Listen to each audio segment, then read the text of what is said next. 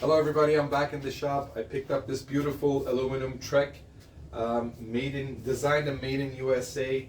It has this very cool purple color that changes depending on how the light is hitting it. I'll try and get that on camera. I don't know if you'll be able to see it, but I'm going to move you guys in for a closer look so you can see what I'm talking about. It's all original. The guy said it had been sitting in his barn for the longest time, hasn't been ridden much. All original parts. 7-speed Dior DX, Dior crank, triple, the Dior DX front derailleur. Someone I think changed this rear shifter cable. They put a full housing here with some zip ties that makes it look all bulky, but we're going to change that. This is too long, of course. Original wheels, stainless steel spokes, Shimano DX hubs.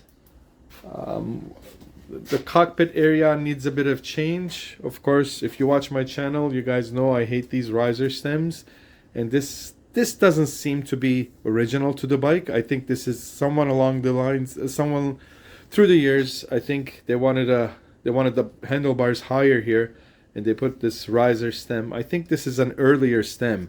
From what I could find out about this bike, this color was available in 1992. Trek called it Lunar, and this stem looks older than a 1992. But anyways, we're going to change all that. We're going to clean up this cockpit area, get rid of these bar extensions, of course. But the bike seems to be in really good shape. Nothing is broken on it. Like I said, all original parts. Just needs a good cleanup. And we're going to make it into a nice, cool, vintage city cruiser. So, enough talk. Let's get started. Let's start with the chain this time. And since we're going to keep this bike at a 7-speed, and this chain is in excellent shape, it appears. So we'll take care not to push out the pin all the way, and we'll reuse this chain since it's in good shape. We're gonna of course convert this to a 1x with a narrow wide chain ring in the front, but that'll work fine with this chain. So that's number one. While we're here,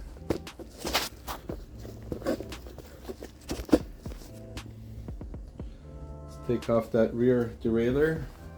Since this is a long cable, I might try to save it. It's not frayed or anything, so we're going to change the housing of this cable, so I'm pretty sure we'll be able to use the cable itself since it's fairly new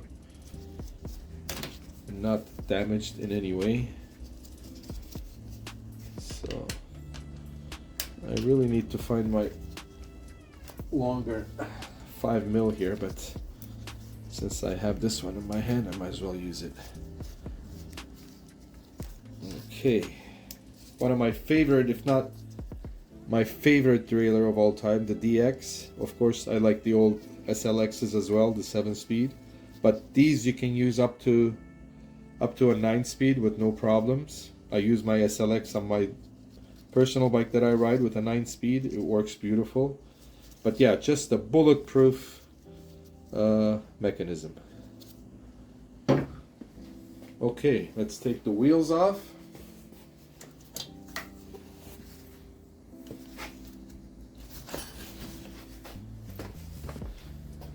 Bike has these beautiful dropouts. Actually, it's a really nice frame. Bonded aluminum. It's got the Trek logo there.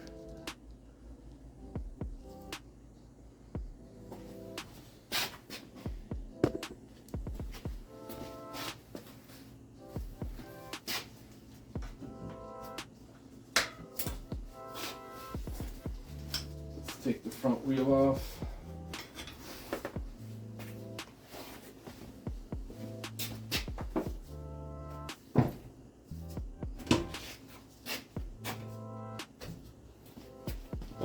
Let's take off the cranks.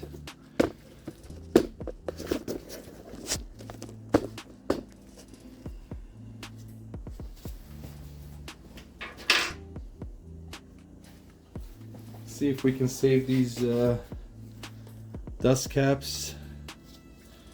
They most often break off. Oh, this one came off pretty good.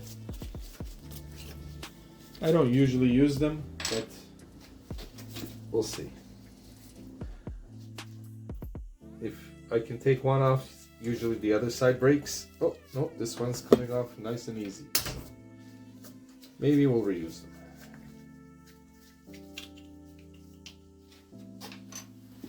Okay, that should be a 14. I like to use my ratchet for this because then I can find a nice angle for me to get good leverage while holding onto the crank arm. That was nice and loose, actually, not too tight.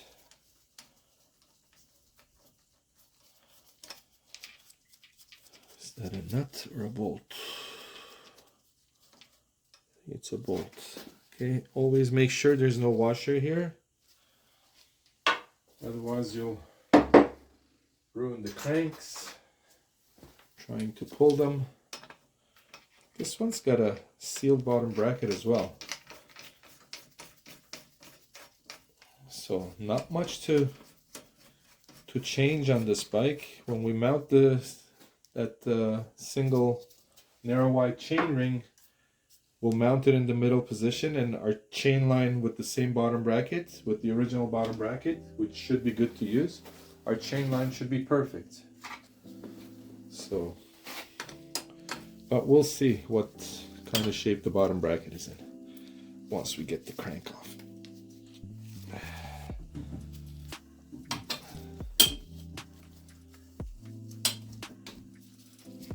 Okay.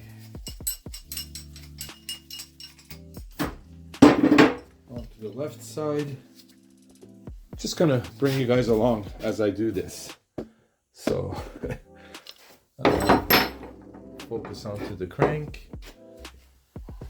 Grab my ratchet.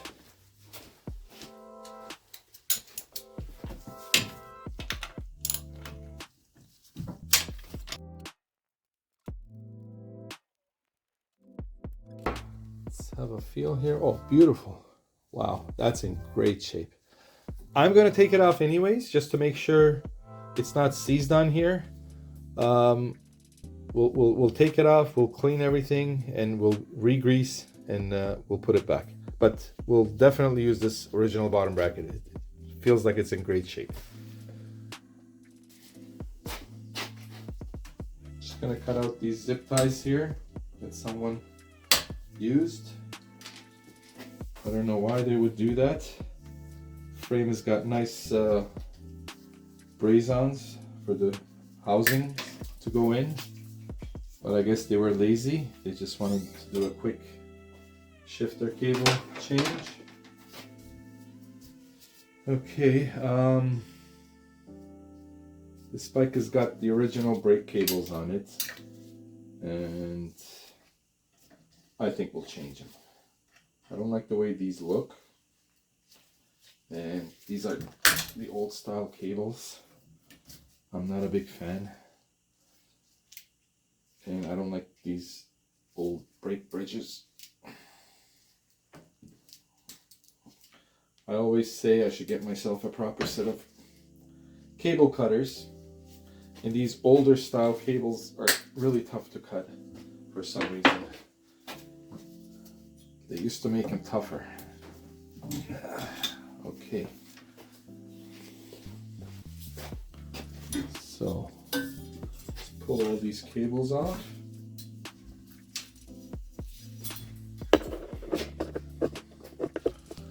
I am going to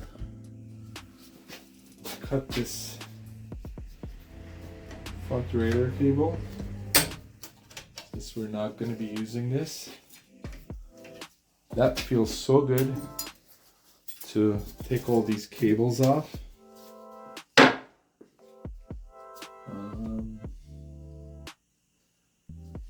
Looks like a 4 down there. Or maybe a 5. We'll soon find out. I think it's a 5. Nope, it's a 4.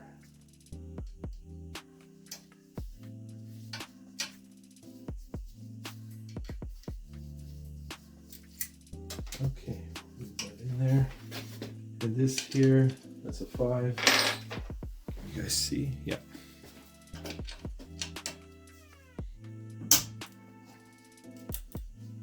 Gotta take that cage off first. That looks like a 3. We'll see.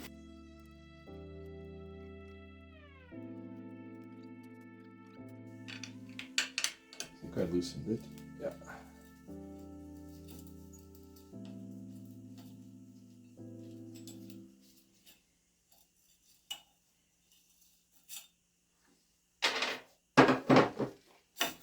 Nice and clean. There is this, I don't know what this is here. This piece bolted onto the frame. Might be like a kickstand. No, it's not. I don't know what that is.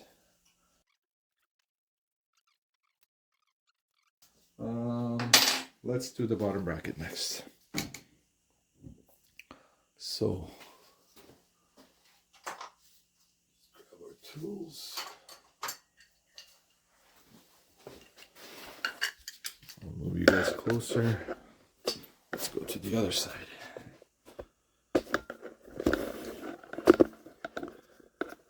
A little bit more down. Okay. So if you watch the channel,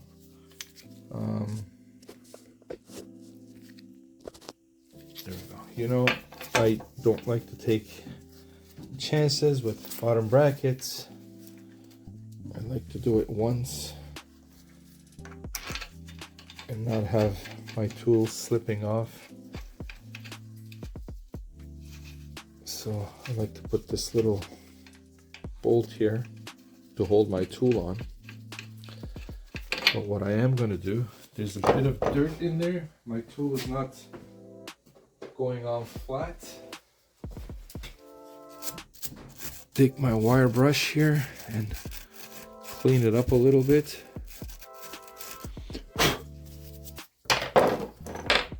See if it fits any better. Yeah, that's a bit better, but I think we got enough bite to be able to get it loose. So, oops. Okay, let's screw this on.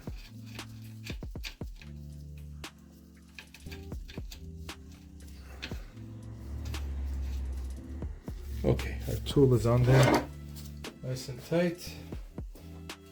Some people tell me in the comments I should be doing this on the floor instead of on the bike rack, but I fully support the frame.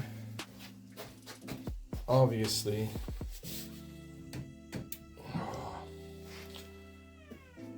I have to put my big bar on there. We go like this. Here we go.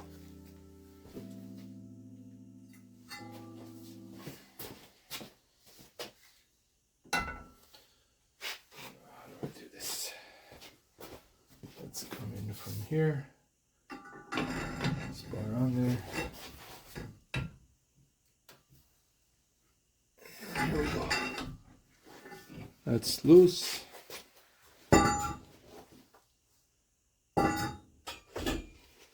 Not only is that bar long, and it's got a lot of weight. So, okay.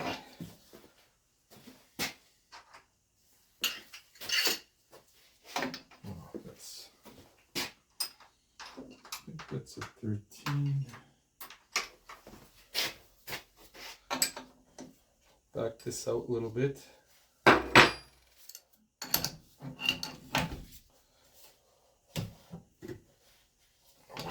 It's a good thing we're doing this because you know, that cup is not very loose in there, and maybe if we leave it for another couple of years, it might actually seize onto the bottom bracket, and that'll create all kinds of problems for the next person that works on this bike. So it's better we take care of it now, get it out, clean it, grease it, and put it back.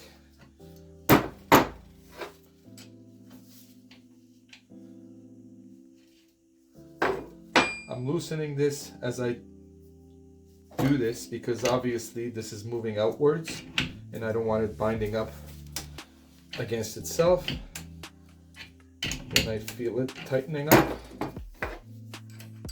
I'll undo this, but we should be running out of threads right now. But I think we can do it.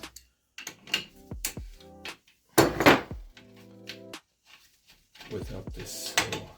So, let me get my my ratchet on there. Move you guys in closer. There we go.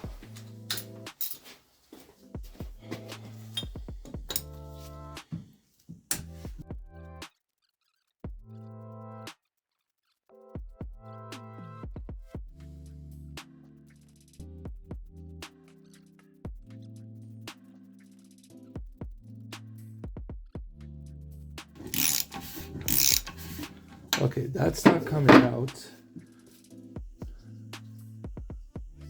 Huh.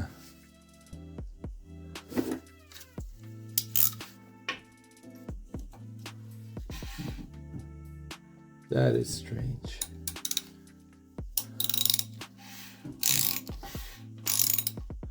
Okay, let's work on the other side.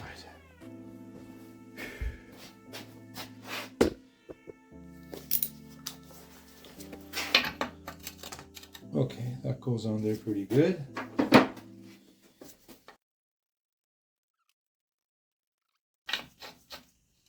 All right. Probably gonna get my big bar on here again.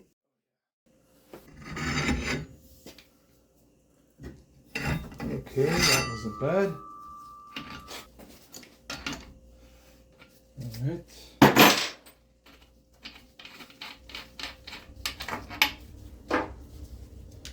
Let's see how we do with this one.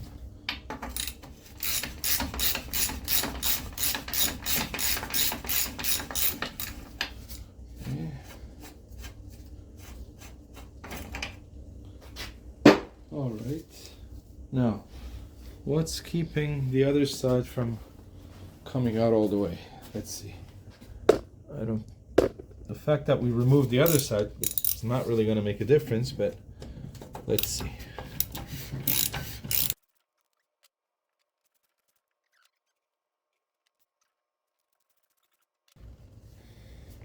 It's almost like I have to pull this and turn this to bring it out.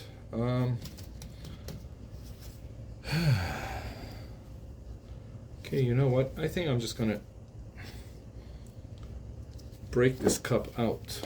I have spares. It's only a plastic piece and it's just not backing out. Yeah, that's as far as it's gonna go. Okay.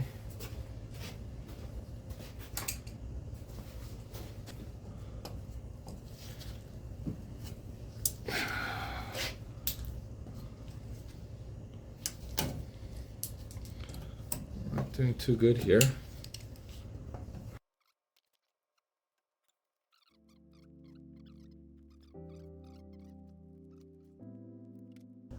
It's just a thin piece of plastic, and I hate doing this with the saw because I don't want to risk damaging the threads there, but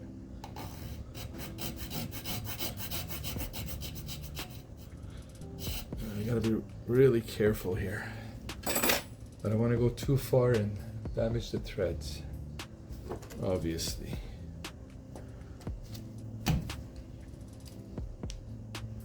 Okay, here we go. There we go. Good. I don't know what happened, but it just wouldn't come out.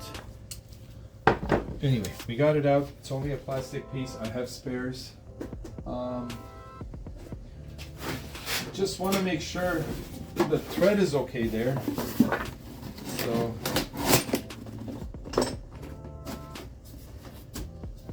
just so I can sleep tonight. In this case, sometimes I go the opposite way till it clicks in, and you'll most often hear it click. This was not clicking. Okay, let's see.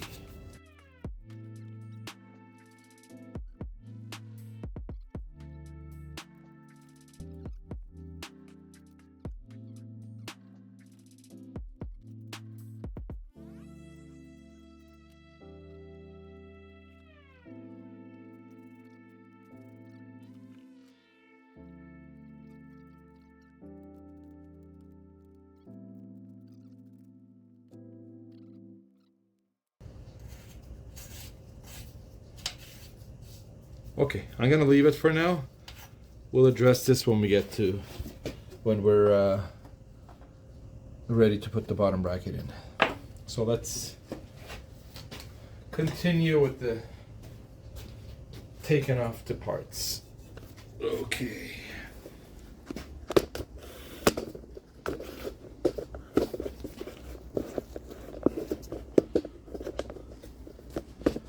Here we go. Let's do the rear brakes.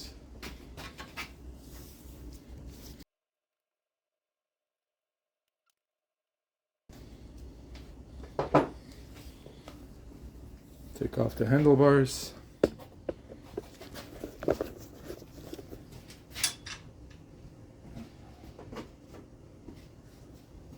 Yeah, this stem definitely looks out of place on this bike. I don't think for a 1992 bike would have a external bolt like this. But I could be wrong. Cut this brake cable.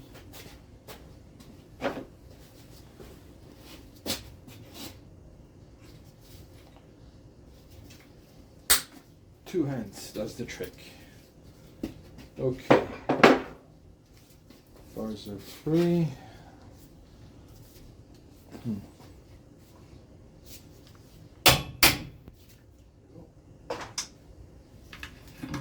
All right.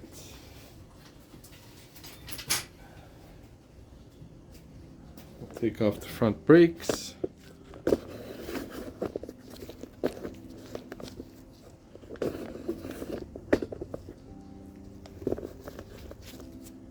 Focus in there.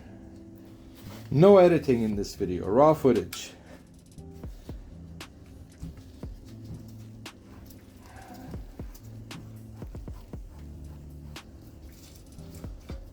Okay. Save that washer. There we go.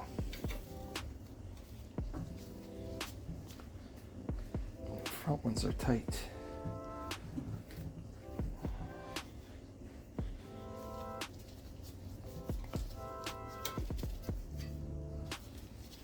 Okay. What else? The headset. Headset feels fine as usual. Most headsets are usually in good shape, but I take them apart anyways.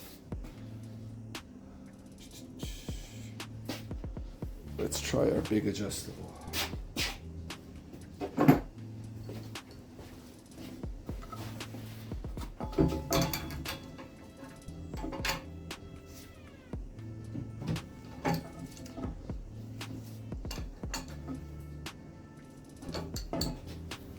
Okay. That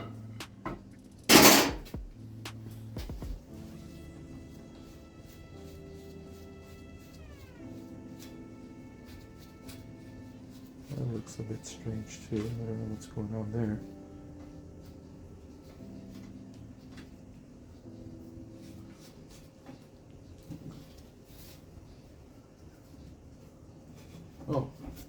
course. Yeah, somebody did do something here. I knew it. There's a sleeve in there to put that stem that doesn't belong. Now it makes sense. Okay. Yeah, that stem is a 1 inch and this is a 1 1/8. So the bike is not all original after all. Somebody did do something. This is a bit of an oddity. Threaded 1 1/8 stem fork, but I guess it's in that transition area in history where forks were going threadless, or they were about to. Okay, we'll clean all this up. Let's thread this back on here so we don't lose anything. Alright. You guys want to see the mess I created? I'll give you a quick look. This is my bottom bracket box. Here's everything that came off the bike. And we're left with the frame. So I'm going to look into that bottom bracket, the threads, and we'll start cleaning up the parts and see where we go from there. So I decided to give it one more go. Let's see, I've greased the threads. Sometimes you got to take a chance. I mean, I don't have a thread cutter, thread chaser, so I'm hoping even if there is a bit of damage on the thread somehow on the frame, the frame is aluminum, this is steel, this should clean up the threads. So I'm going to do all that I can do. I'm going to go backwards first to make sure I catch the right thread. When I hear it click in, I'm going to start. So I'm going to start going counterclockwise. When I hear it click in, or I feel it kind of click in, then I'll start going clockwise, which is the correct way of tightening up this cup. So, okay, I felt it go in. Yeah, so we caught the first few threads, and let's hope for the best here, slowly. Okay, that seems better now.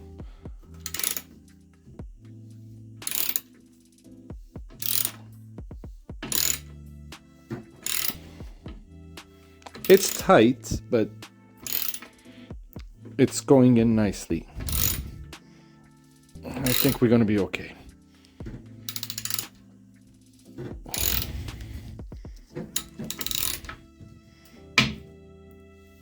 I just want to back up a little.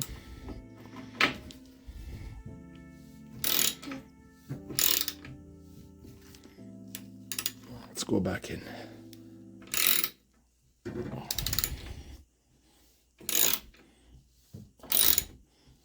I think we're good.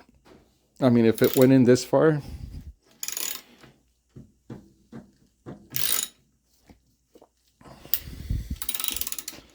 let's back up. Just want to tighten this up.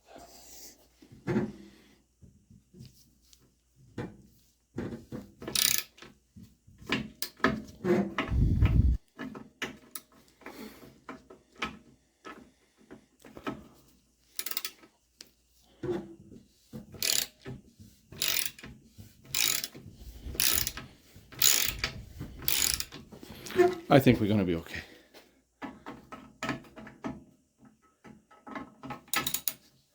So we'll take it out now. Yeah, it's fine.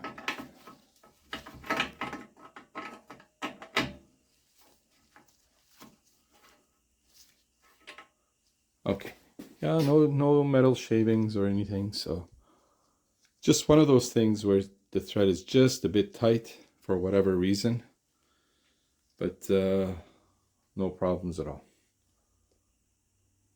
We should be good.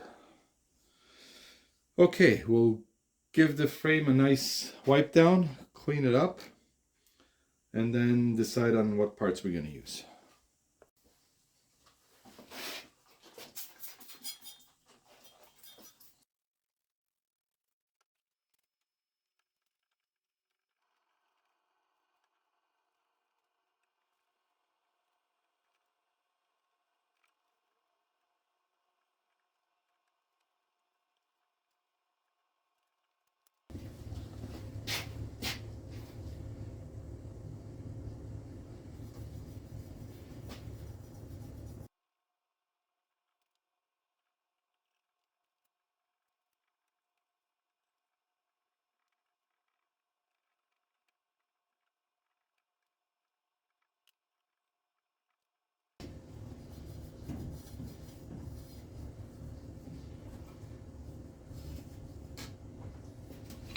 So I just want to address the seat post here quick. It's pretty dry. There's no lubrication in there. There's some kind of spider webs or whatever going on here. So we'll give these a wipe, and I'm gonna put this into evaporust for a few hours. Get all the rust off of it.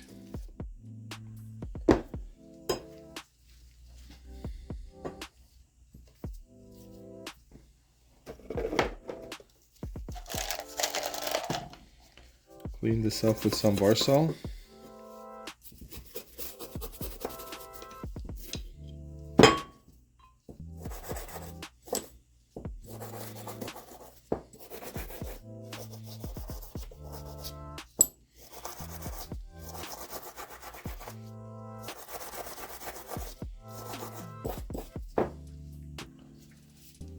Give everything a good wipe. And when that bolt is ready out of evaporust tomorrow, we'll put it all together. Just gonna take these brakes apart and again put whatever needs to go into whatever is rusty, like these retainer nuts here. We'll put them in evaporust overnight so everything will come out nice and fresh. Probably gonna need new pads.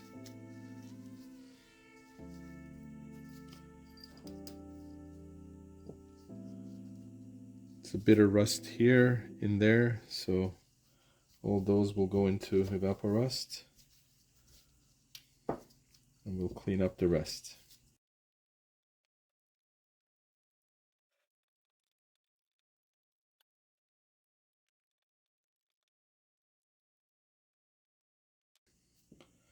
And if you've ever taken cantilever brakes apart, the right side caliper always has the silver spring. The left and right springs are different.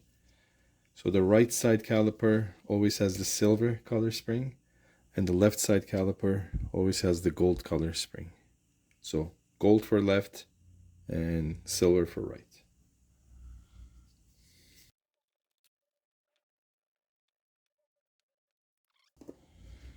And come out like new tomorrow.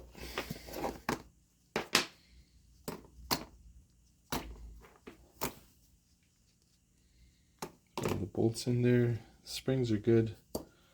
We might as well do these cable bolts as well, the little cable thingies. Where's the other one?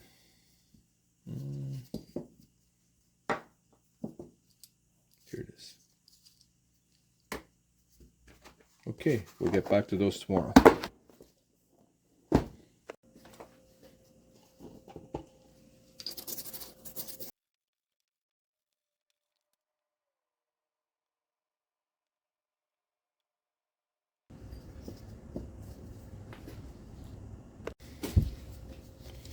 So we'll take this rear derailleur apart as much as we can, and the pulleys are hardly turning, they're all gummed up,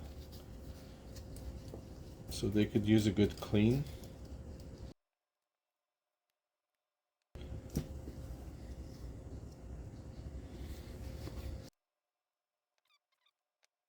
We'll give this a good clean and a bit of a buff on the buffer, the polishing machine.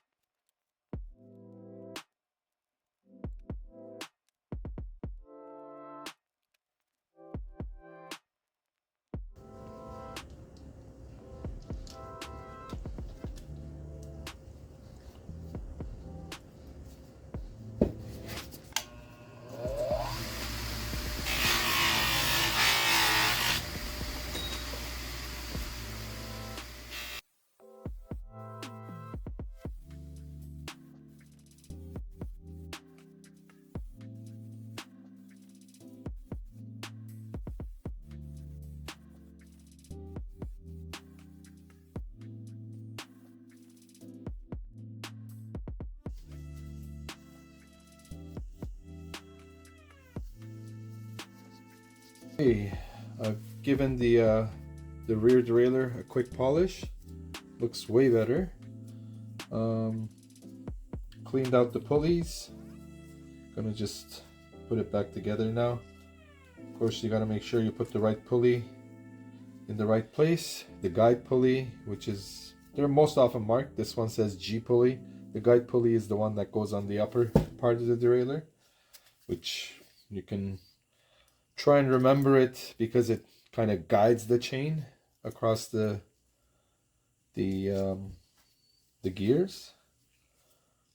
So that one goes here.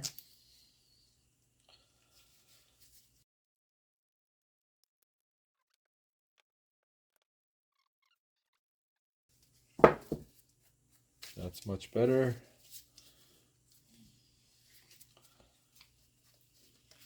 Sometimes it's hard to get at that bolt, so you just have to kind of twist the cage open like that. That's spinning nice and freely. We had this little nut in the evaporust.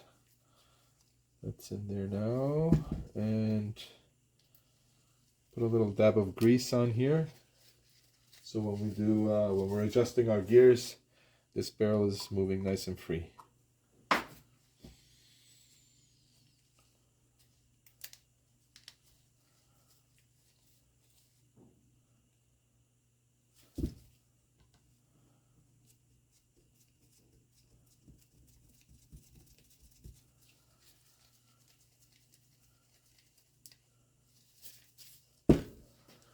Okay. Ready to be installed. Okay, these this brake hardware parts have been soaking in evaporust overnight.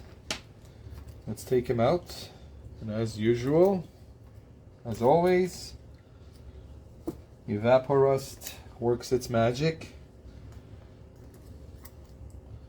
I mean, the stuff comes out like brand new. It gets in all the little nicks and crevices, and cleans everything,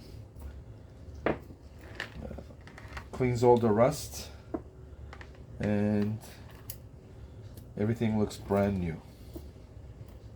So what I usually like to do, I don't know exactly how it works, but I find that if I take this stuff out of evaporust and rinse everything, wipe everything down, and just coat everything with a light coat of oil, then it'll keep it from rusting.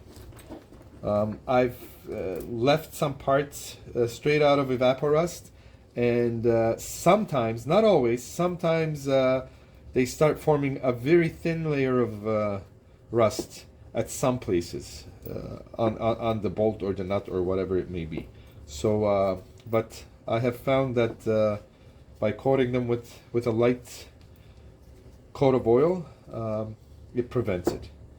So that's what I'll do. I'll give these a good wipe, and then I'll just drizzle, so to speak, some oil on top of them, and then we'll start assembling the brakes.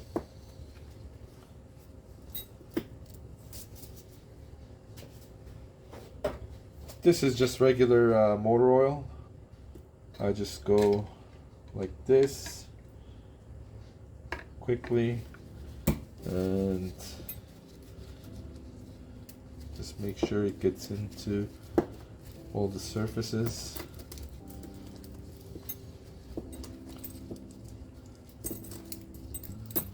And then of course I'll wipe them down nicely before I'll let that sit for a while like that, and then I'll wipe all the excess oil off before assembling them. Just gonna clean out the headset. I have some other bearings soaking in there, so I'm just gonna throw these in, let them soak for a while, and in the meantime clean up the rest of it. Again, I'm using bar saw. I find it works really good. It's effective and it's not very harsh in case the part you're cleaning has some rubber or plastic pieces. Like, I find brake cleaner also cleans very good, but certain types of brake cleaner are very harsh on some plastic or rubber parts, and they may kind of soak into them and discolor them in some cases. So that's why I use bar saw. It's effective and it's not harsh at all.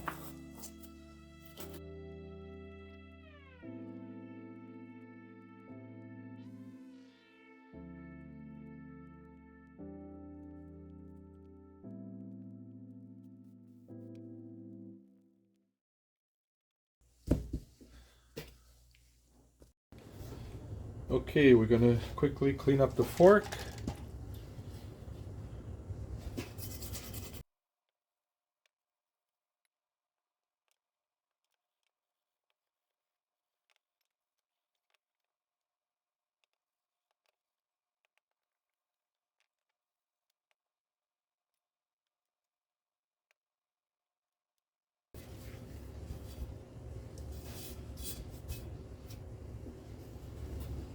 Just gonna get the headset ready here for assembly. I usually take a little steel wool and clean the cups like this. It helps get rid of old grease pretty quickly. And we'll go in here.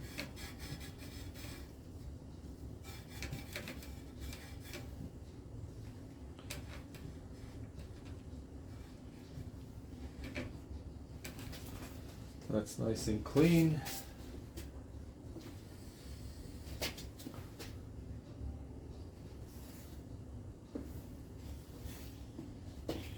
Oh, not the greatest camera angle there, so let's, okay, here we go.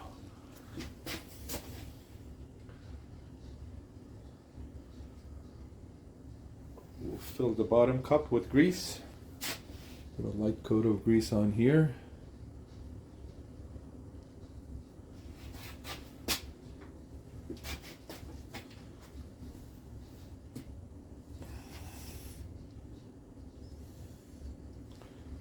Fill up this cup with grease. Put our bearing in there. And then we'll pop our seal in. And just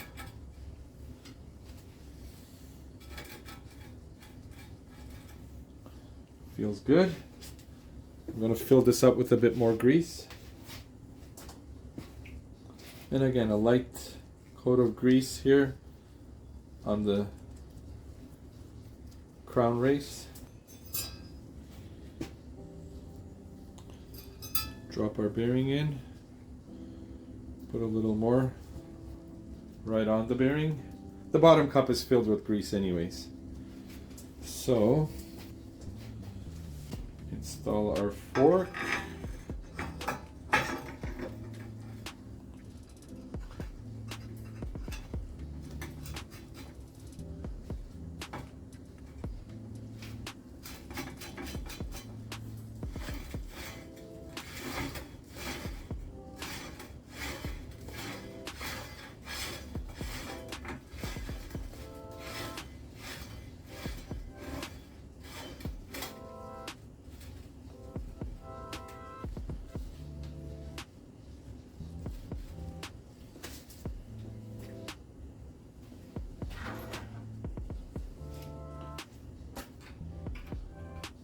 Put in our cable stop. There's a little washer that goes in between here.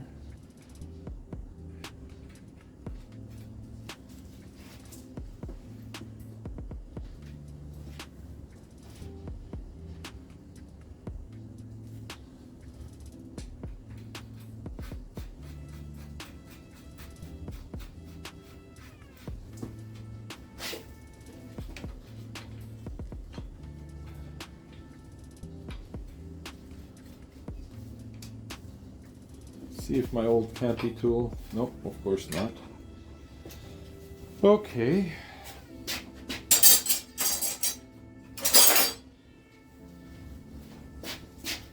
Have this sort of universal tool here. I don't know if it's, yeah, that fits. That's a bit too tight. Get my big adjustable.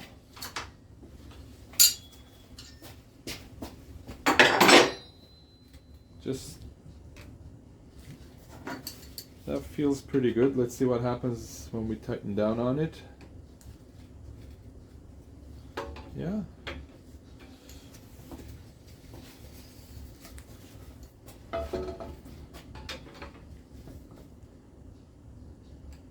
Now I like to go a bit tight on the tight side, so that I've got the lock nut pretty snug. Now I'll back this out a little bit. Oh, I think we're missing a washer here. Okay, I'm gonna have to find that washer. There's definitely something missing here. We can't leave that loose like that.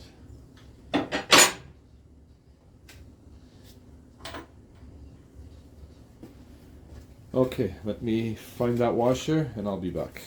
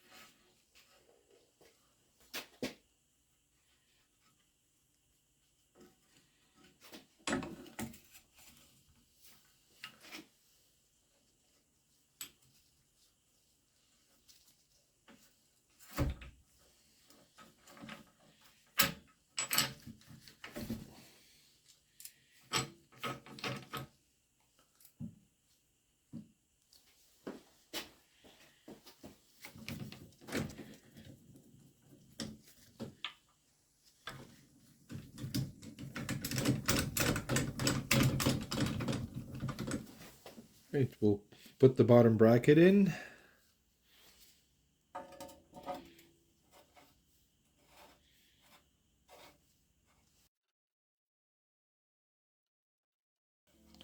I usually like to go the opposite way till it clicks in.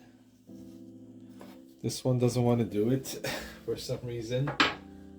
It's a good way of making sure that you caught the right thread.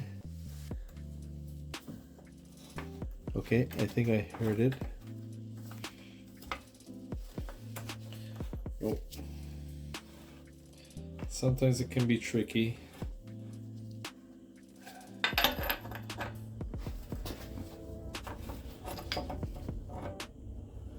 Okay, let's do it this way.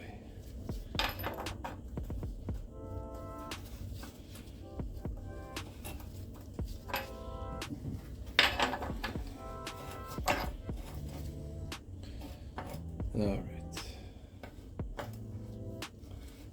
There we go.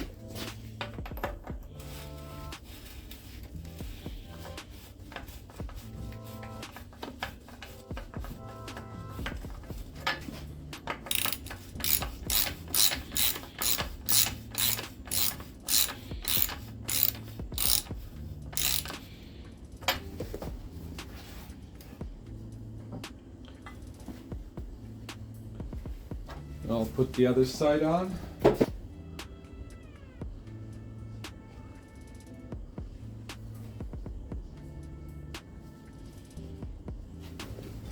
Hopefully this is not going to give me any more problems. I had a bit of problems earlier. I think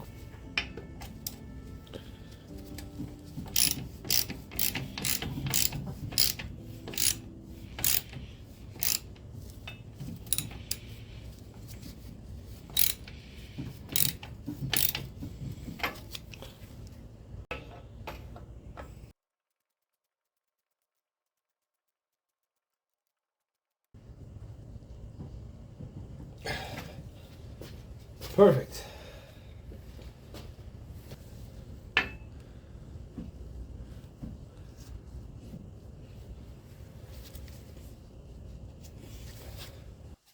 So the cranks that came with this bike, they're beautiful Shimano Dior cranks, but they have quite a bit of shoe rub on them. Ideally, to get rid of this shoe rub and the deeper scratches, I would probably sand this down with a 1000 grit first. But I'm at a 1000, so it's probably going to take me a bit longer. But I'm going to do a quick sanding with a 2000 grit, and then finish them off in the with the buffing wheel.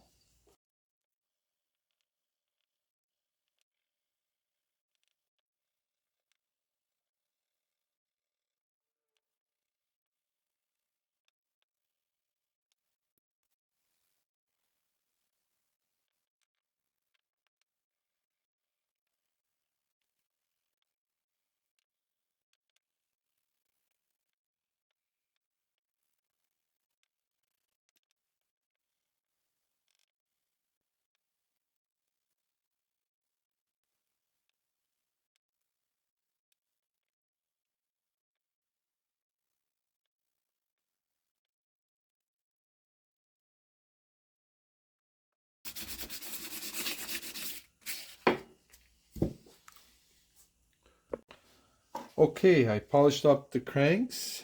They came out pretty nice. I don't know if the camera can get it. Of course, you lose the Shimano decals, but I think it's a good trade-off.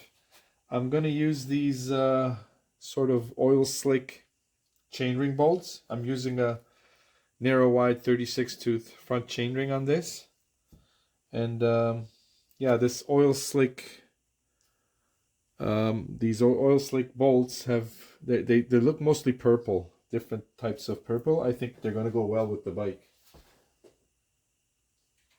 So we'll get this mounted up.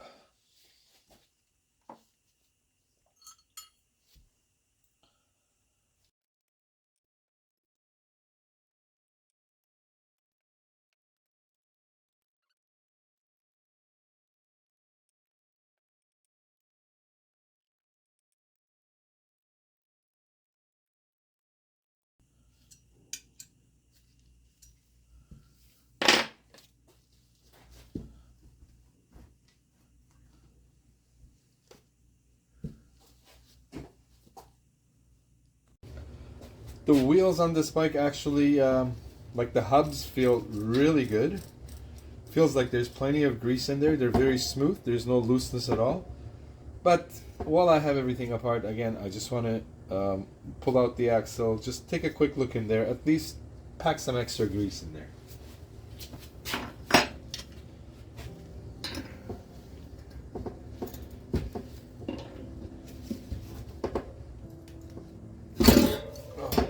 Tight. Oh wow, I'm gonna have to do this on the floor. That was actually crazy tight on there. I mean, I'm not kidding. I don't know if I've ever had a lock nut be on that tight. Holy smokes.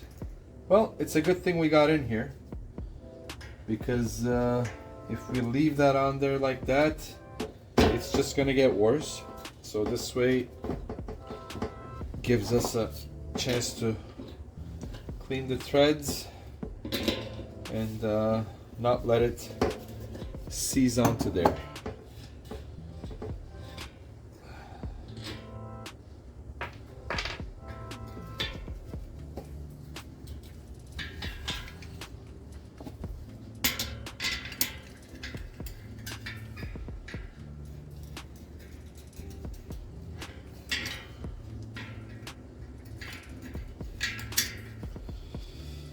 Okay.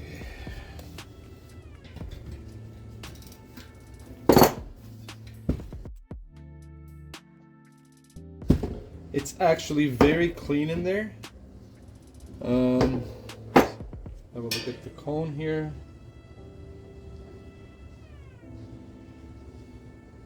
Yeah, the cone is in good shape. It's not pitted at all. Gonna pull out this axle here, but the bearings are probably gonna fall out. Well, we'll just deal with it. Yeah, of course. But what I am gonna do, I'm gonna try and not disturb this side. Just pack some grease in there. It's really very clean. So we'll just put some grease in here. And that should hold the bearings on this side.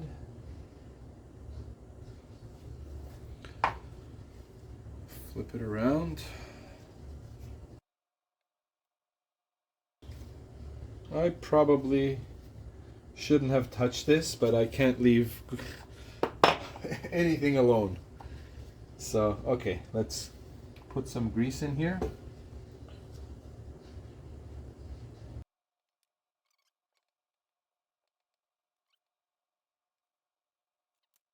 I always like to make sure that the right side, the drive side, is nice and tight. This should be, judging by the other side. Whoever tightened these did a really good job. But yeah, that's on there tight. Because once we put this in, we don't have access to this cone and the lock nut. And I always do my adjustment, of course, on the other side. But I want to do one more thing.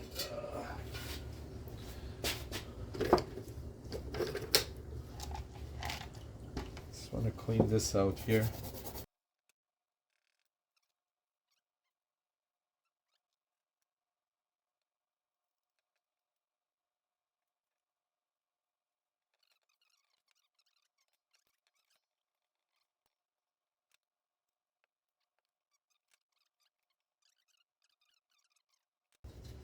Yeah, that's I could go a little more.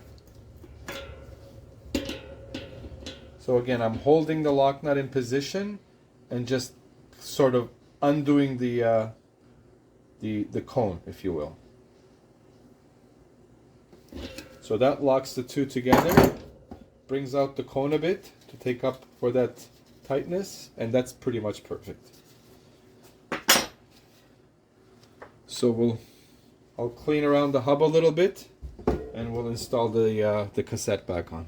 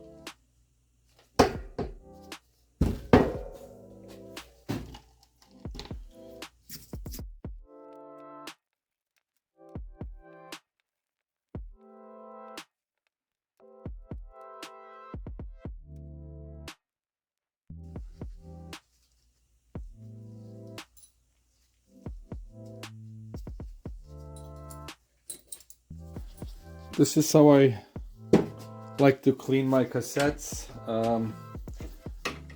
It's not rocket science, but it works for me. And every time I showed this, I've gotten comments in the videos, so I like to show it. So I'll just put a rag basically onto my vise and just pull it tight, and just go in between the gears. I've loosened up the grease and the dirt with a bit of Varsol and a brush, and I'll just go in between each gear here and wipe it down. It comes out very clean, and yeah, it's just something simple that works.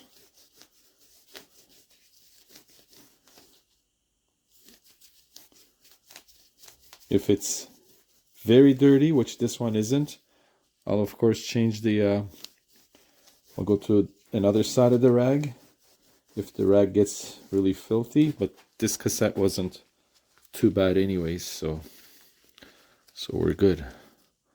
Yeah, turned out, I don't know if you guys can see that, but very clean. We'll go and install it.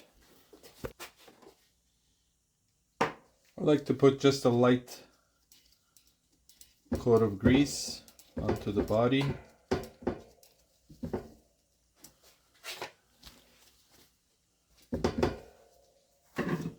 And then, of course, find the widest slot. There's usually an arrow here on the cassette. That's the widest one. We'll slide that on there. And then again, on this gear, there should be an arrow right here. Oh, can't forget our spacer. Put our spacer in, put this in, and I like to dab a little grease on the lock ring here, just so it doesn't seize on there. A little bit goes a long way.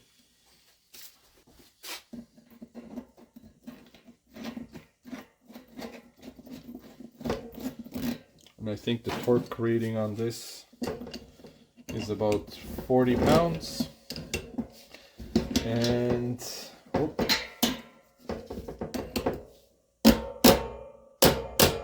that's just about 40 pounds. So this is good to go. I'm gonna check the wheel for trueness. I'll put it in my wheel stand, and then it's pretty much ready to install. So we'll do the front wheel next.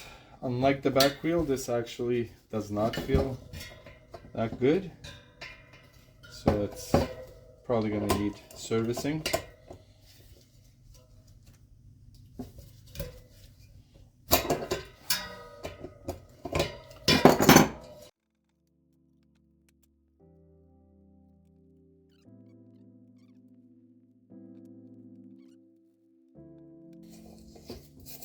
Out of all the things to do on a bike, this is probably my least favorite, and I don't know why.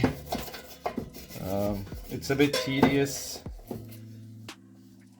cleaning all this up and cleaning the bearings and putting, especially the front wheel bearings, they're smaller. It's just not one of my favorite things to do, but I do it on almost every bike that I work on. Because, well, wheels are important. So.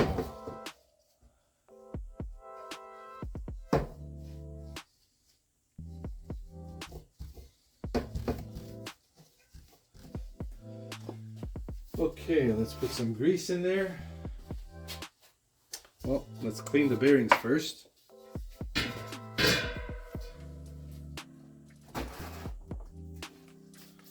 Little degreaser.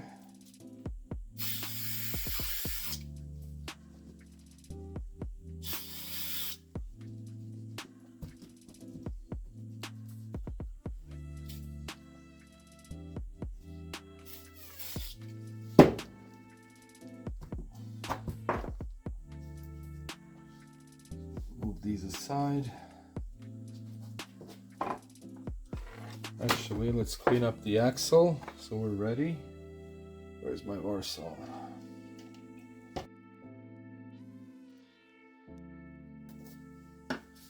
It's amazing how much this parts last. I mean, most of the bikes I work on are pretty old, up to like 40 years old, 30 to 40 years old, 25 years old, and all that really needs doing is just basically parts just need cleaning. And I don't know if the bikes don't get used all that much, or old parts are really that good. I mean, these cones look brand new. There's hardly there's a little bit of a mark on them, which is normal, of course. There's no pitting at all. And this bike is what, 25, 30 years old. So it's pretty amazing.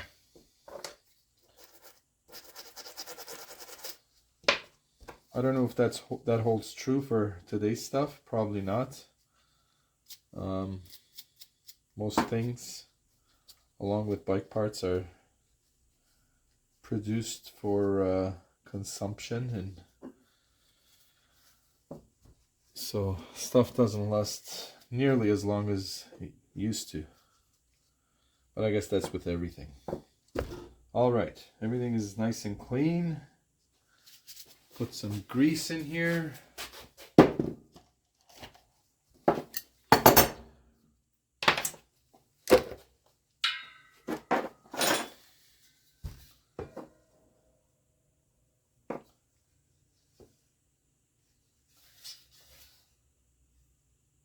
Sometimes I get asked what kind of grease I use. Nothing special.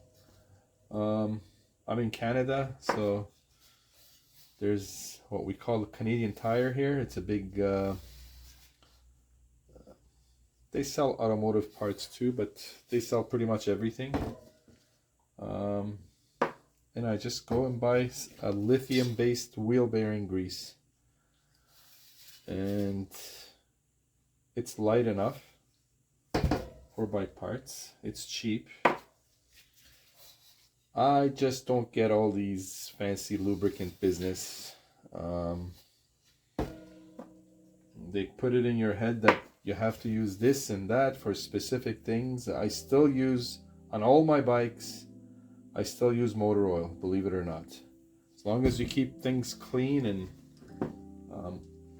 lubricate as needed, I think it's just a big scam. All these fancy lubricants and oils and special chain lube and all this stuff. So that's my take on that stuff.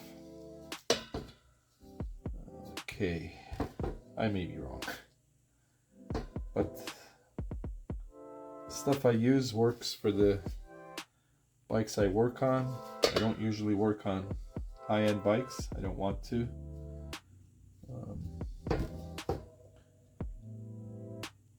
Let's not get carried away here. We need 10 on each side. 2, 4, 6, 8. Okay. Yeah, the front wheels take usually 10 bearings on each side, and the rear hubs take 9 on each side. They're a bit bigger on the rear. Oh, put grease in there. Let's get these bearings in. I ordered a stem and a handlebar for this Trek that we're working on. I'm hoping they'll come in today. I don't know if how that stem is gonna look, but we'll see. Sometimes you picture something on a bike, and when you actually install it, it looks out of place. But it's okay. We can always use it. If it doesn't look good on this bike, we can always use it on another bike. So, okay. So again, just like the rear, of course it doesn't matter in the front. I'll just lock one side, which this is pretty tight already. And then we'll do our adjustment from the other side. But unlike the rear, of course, you have the chance to be able to adjust from both sides here, because you have access to both cones. So it doesn't really matter, but I'm so used to doing it from one side, that's how I do it.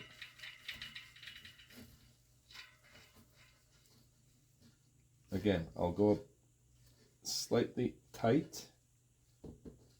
Okay. Put our washer in. Put our lock nut in.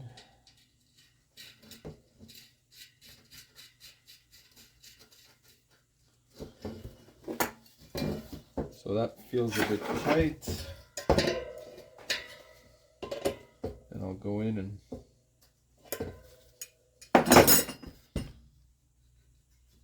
that feels pretty good actually.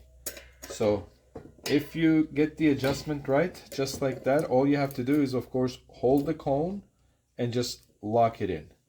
If this was a bit tight, like I usually do, then I would hold the lock nut and kind of undo the cone, locking the two together. So in terms, when you're doing that, you're actually loosening the pressure on the bearing and locking it at the first time. But now I got my adjustment perfect, so all I gotta do is hold the cone in place and just lock this in. This is just basic stuff, but I mean, in case you don't know how to do it,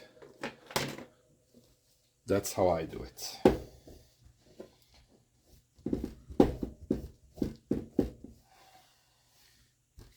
Okay, we'll check this wheel for trueness. Give it a clean. These are nice hubs. Derailleur DX.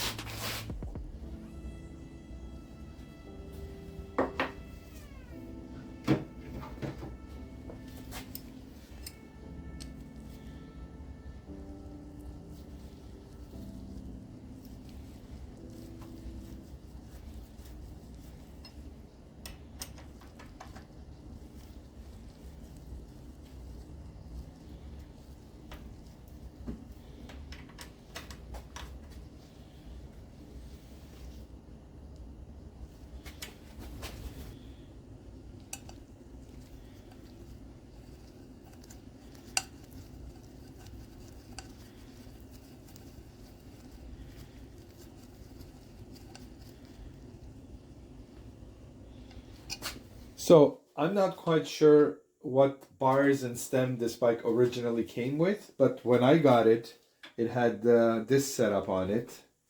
Let me just put this in here, which didn't look original to the bike at all. That stem just looks totally out of place. And the way they mounted it is by the way of this sleeve here. This was in the steerer tube, and then this goes into that sleeve and tightens up. But regardless, a thin 1-inch stem like this just doesn't look right on a bike, on an aluminum tube bike. This bike relatively has thicker tubes, not quite as thick as, say, like an older Cannondale, but certainly not as thin as like chromoly tubes. So I thought it needs a heftier bar and stem. So I ordered this. I don't know if you can see it. I ordered this setup. I think it's going to look nice with the cruiser theme of this bike. And the only way to mount this kind of stem on this bar is, since I have this sleeve, I'm going to put this in here, and then I'm going to use one of these stem converters that'll go in here. I know it's a lot of sleeves and converters, but I think in the end when I'm finished, it's going to look pretty good. And I think these bars and stem are going to go pretty good with this bike. So let's get on with it. So we'll put some grease in there. Grease up this sleeve so we're not going to have any kind of binding problems in the future. This fits in here pretty good actually, or I thought it did.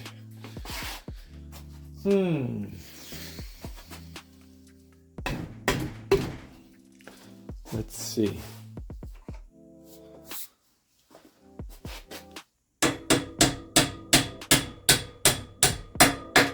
Okay, there we go. So that's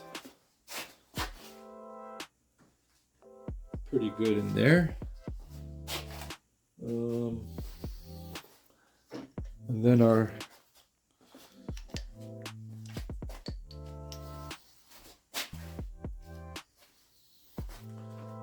gonna need a couple of spacers. Actually, I'm gonna have to put the bars in first. I mean the stem in first. And then I want to add a couple of spacers here. And let's see if this is going to fit in here. It should.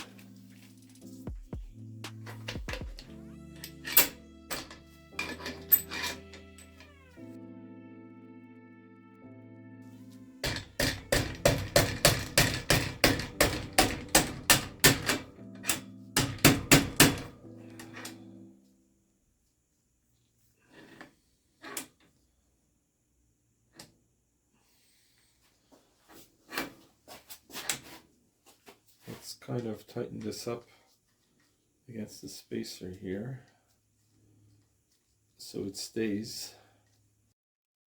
Okay, it's just temporary. Just want to see how this looks.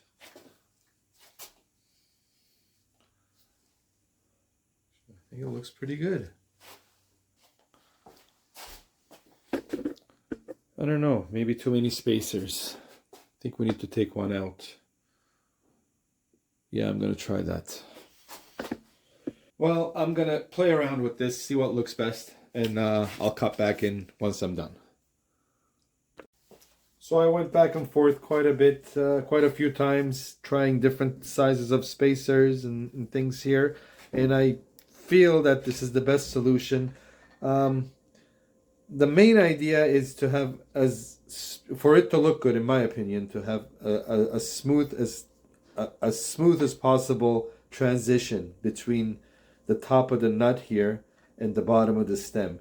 You don't want to have a whole bunch of different spacers and different colors showing, and the problem was that this sleeve was showing, and the sleeve of course is much narrower than the nut here and the washer that was going to sit on top of it, so that didn't look good. Luckily I found these 1 1/8 spacers that go right over that sleeve, and cover that up. And I want the bars to have some height to them, so I put another. See, what I mean is this wasn't gonna look good like this. Don't like to see that gap there. So even if I put a 1-inch spacer here, that made it even look even worse. So I found, again, wanting to have some height to the bars, this worked out pretty good in my opinion. Just give this a little tap, and once it's tightened down, these two spacers like this, they seem to be covering everything up pretty good, and it looks like a nice smooth transition here with minimal different sizes of washers and spacers showing. I think it's a pretty, as clean a look as you can get with what I have. So that's what I'm going with. This is what it looks like from the side.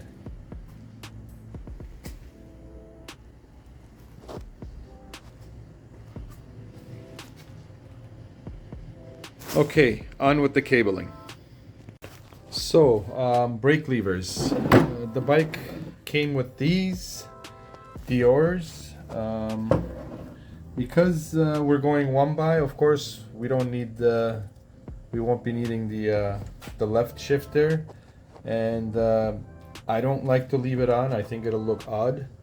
I like a nice clean look, so I'm gonna go with just a thumb shifter on the right, and I'm gonna go with these levers here that I have, but I'm thinking the bike's kind of getting too dark, if you will, and we have the high polished rear derailleur, high polished cranks.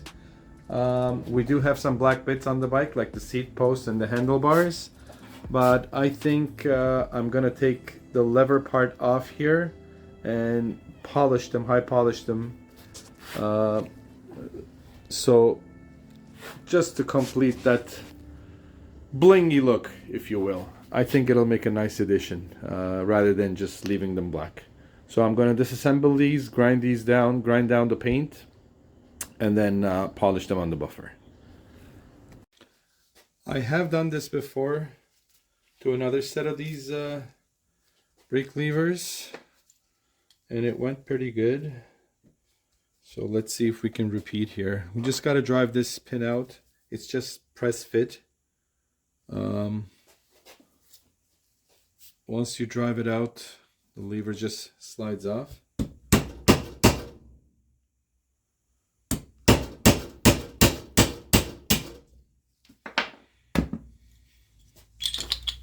Okay, there we go. There's a little spring in there. And I'll repeat on the other one.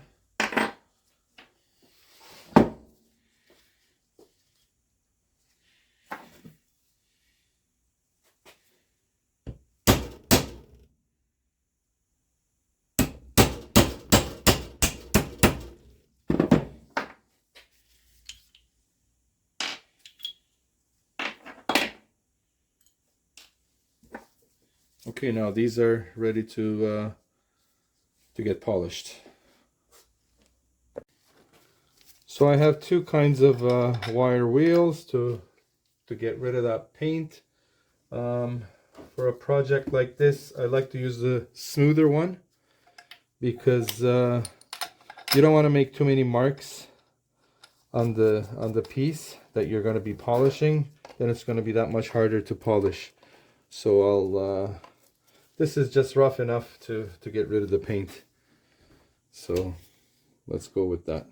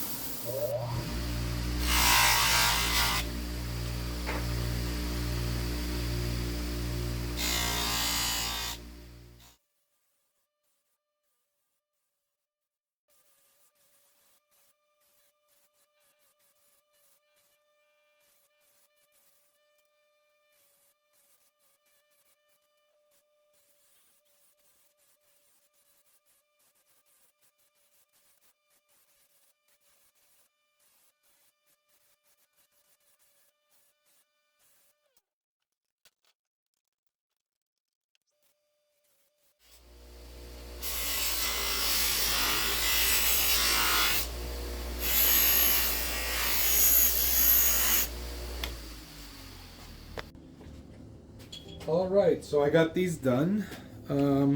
Maybe total about 45 minutes, but well worth it in my opinion. They just give a different look to the brake lever. I don't know. Try and focus in there. Yeah.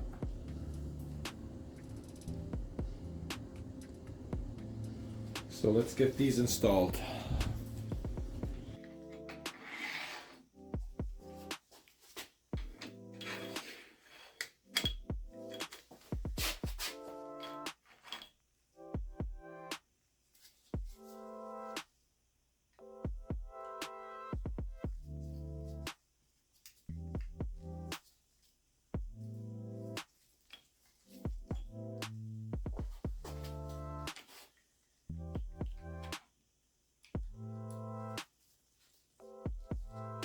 Just doing an approximate position for the shifter and the rear lever now, and then once we have the bike on the floor, we'll do the final angle adjustments.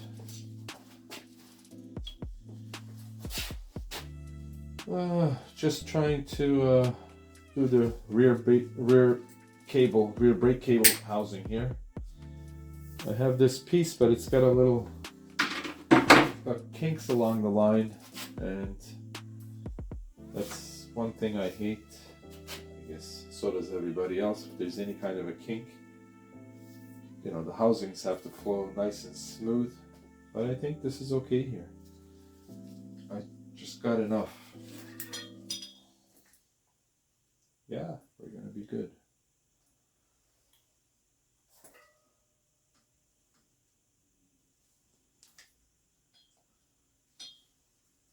Maybe even shorter. That's too short.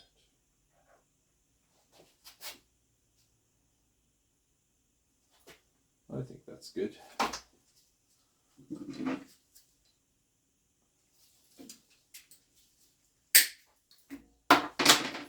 Now we'll do the shifter housing.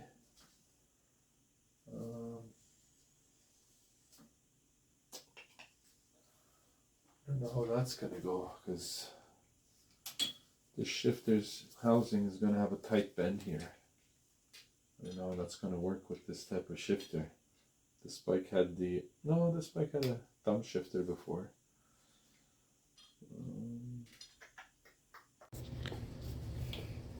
All right, so I have my brake cable housing cut up here, which I'm gonna guide to this side. I don't usually record the cabling part of the build because it's kind of frustrating a lot of times. It's a lot of trial and error, but I thought I would this time. So I did the brake cable housing here, and I'm doing the shift cable housing, and just to see if they're in harmony, and they seem to be. I could make this a bit shorter maybe, but I think, let's see, that's a bit shorter like that.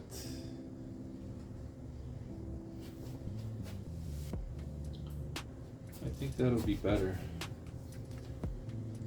That's too short. Yeah, I'm gonna shorten it about 3/4 of an inch. So whenever I'm cutting shifter cables, I usually use my Dremel. One, because I don't have, my cutters are not good enough to cut a shift cable, and I'm too cheap to buy a good one. But secondly, this works fine, and then I can go in with this and make it perfectly flat. Make it perfectly flat, because I feel, especially with a shift cable housing, if that cut is not perfectly flat, if it's on an angle, then you're gonna get like the flexing of the cable, and that's something you don't want. Then you're gonna get inconsistent shifts. So you want to make sure that this sits in the braze on or in the shifter perfectly flat, and there's no movement. I don't know, maybe it's my OCD, or maybe it really does do something. But yeah, with my shift cables, I like to make sure they're perfectly flat. So I cut this about 3/4 of an inch shorter, and let's see how it's gonna look.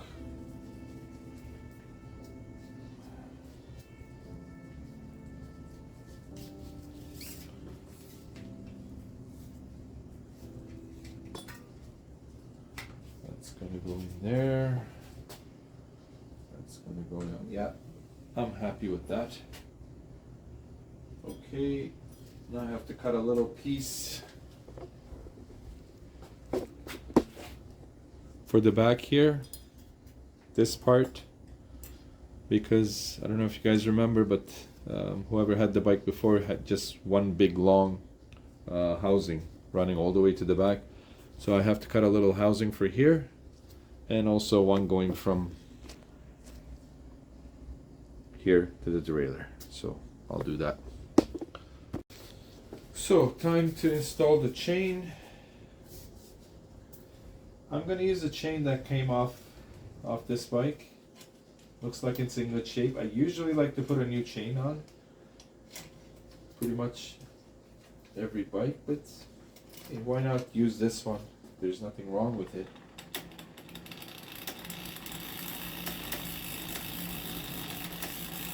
That's just the brake bridge cable rubbing against the tire. I haven't set up the brakes yet. Okay. So let's see what our length is. Well, we're just gonna have to go with that length for now anyways. I think it's pretty good though.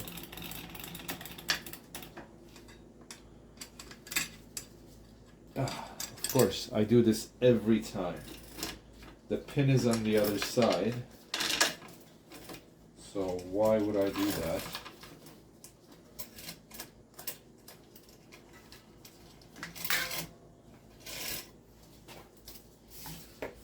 So yeah, because we're gonna have to push this pin in, you want to make sure the chain is, you want to make sure you put the chain in so that the pin is going to end up on the outside, so it's easier to push it in. With up to 9-speed chains, I just like to use my chain tool.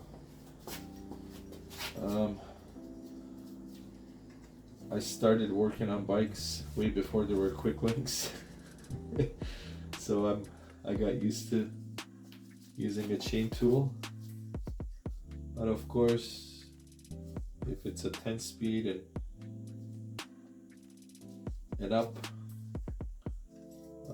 you don't want to be messing around with the pins as the chains are too thin. Give it a little wiggle. Loosen it up. All right.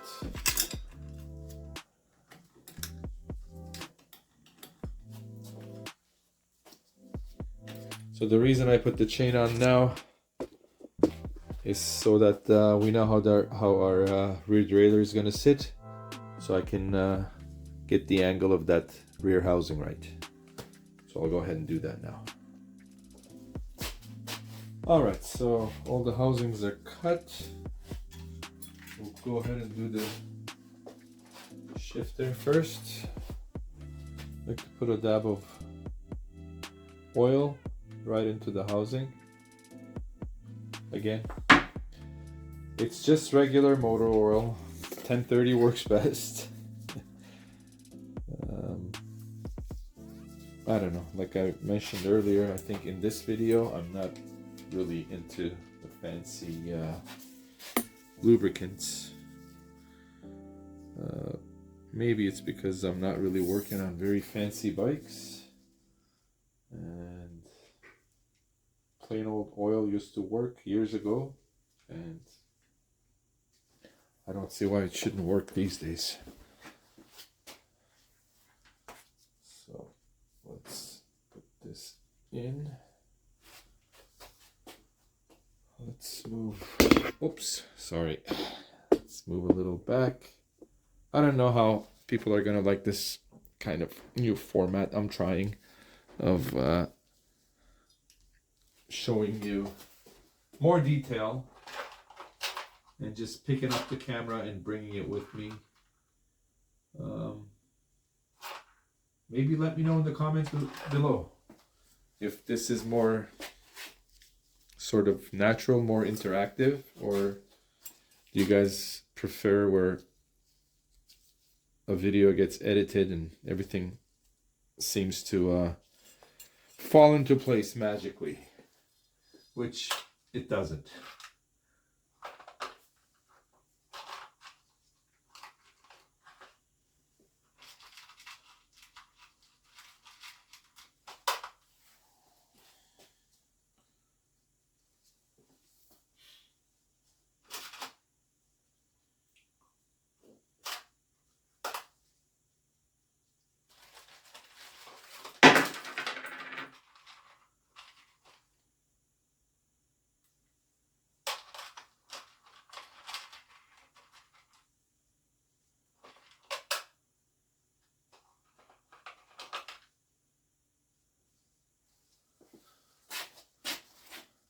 Okay, I found a little ferrule, but it's a bit rusty, so I'm going to give it a quick buff.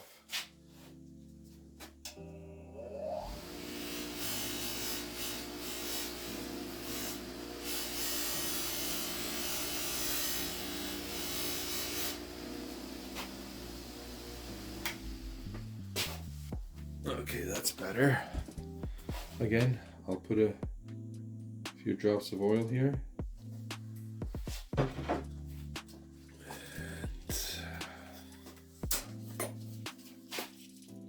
Oh, that's the wrong cable. That's the brake cable. Okay.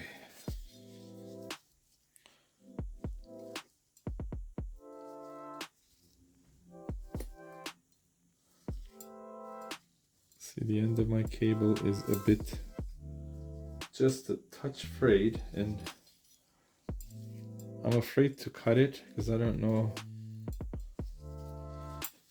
So if the end of your cable is a bit frayed like mine is here, it helps to, of course, this is twisted in, you know, this is wound in like clockwise, the cables, the strand of cables. So I just like to put the housing in like this and just kind of turn it clockwise. Here, because it wasn't going in here. I'll kind of, as I push it in, that way you're not fraying the cable more. So I'll put this in here. I hope this cable is not going to be too short. It shouldn't be. Actually, yeah, this is actually not the cable. I saved the cable that came out of here, but this is actually not the cable that came out of here. Okay, I think we're going to be just right. Now, one thing I found out, this brace on here, this cable stop that's on the frame is moving. Now, I don't know if it's supposed to move so that you kind of get the right angle here, or is that not supposed to move, and that's the reason why they put a full housing for the shifter cable when I got the bike. We'll soon find out. Okay, let's keep going. Again, a few drops of oil.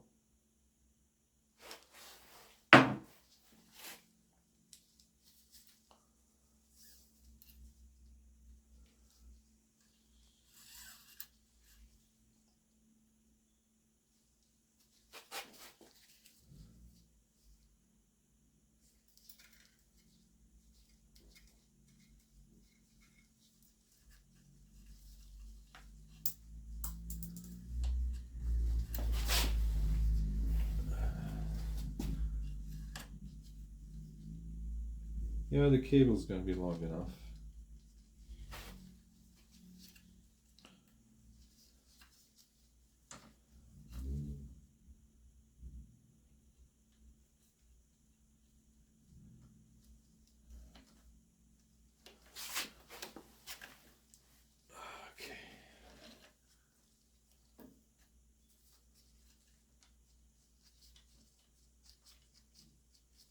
Yeah, I think we have a problem with that cable stop there.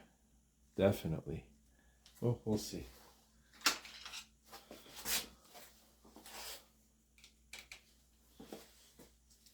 Okay, let's get our needle nose.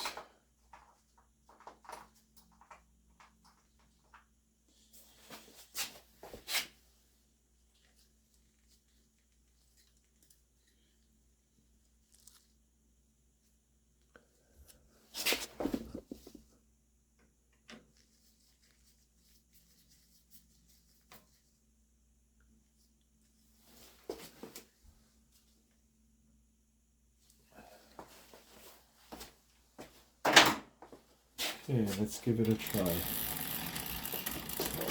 just gonna take this brake cable off here. There we go.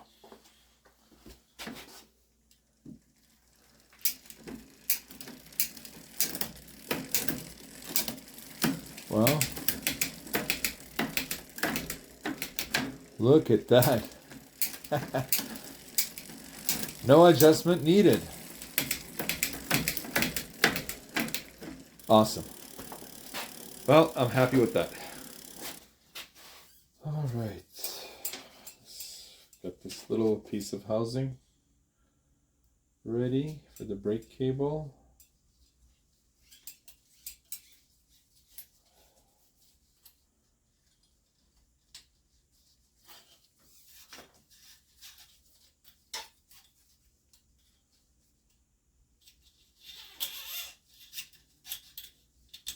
Oh, that's got a slot. Okay,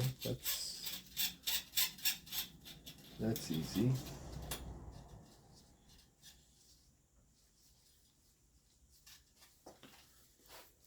I got these two little guys here, but I'm gonna have to take them apart and give them a quick cleanup and a polish. So I'll be back once I do that.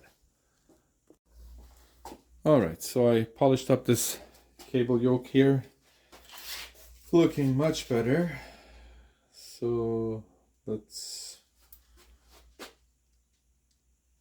go ahead and set up this rear brake. Whoops.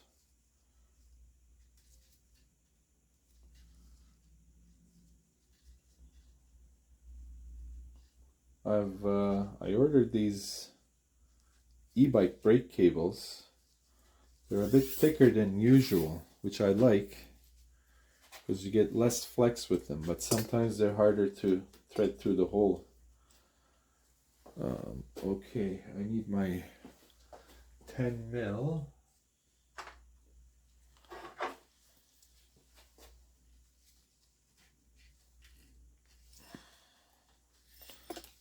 Oh, there goes the wrench. Okay.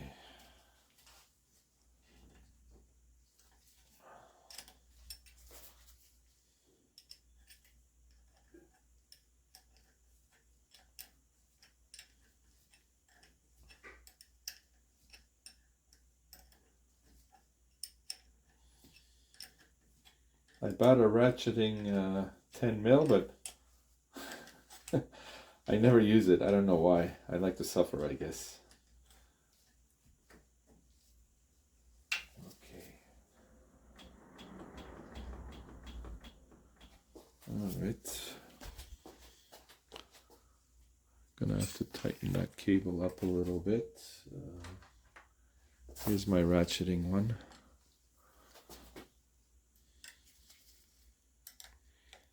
So I want to hold this straight so the cable comes nice and straight, and then tighten up the back.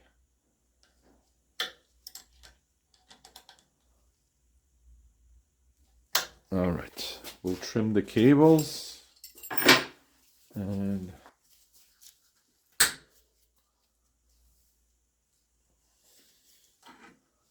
now this cable is going to be hard to cut. That's the e-bike cable I was talking about. Oh.